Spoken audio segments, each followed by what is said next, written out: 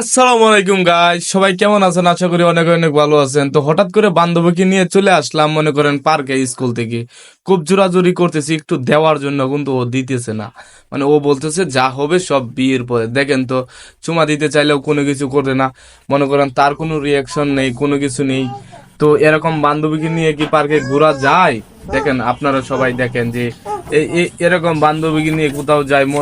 এই ভিডিওটা করতেছি আমি লুকিয়ে লুকিয়ে লুকিয়ে এই ভিডিওটা করতেছি। আপনারা যদি এরকম ভাবে আমাকে সাপোর্ট দেন, তাহলে এই ভিডিওটা যদি ভাইরাল হয়, হয়তো সেও এরকম ভাবে ভিডিও করতে, প্র্যাঙ্ক ভিডিও করতে পারে। কিন্তু অনেক জোরাজোরি করলাম বান্ধবীকে, চলো না একটু চিপায় যায়, কিন্তু ও যাচ্ছে না।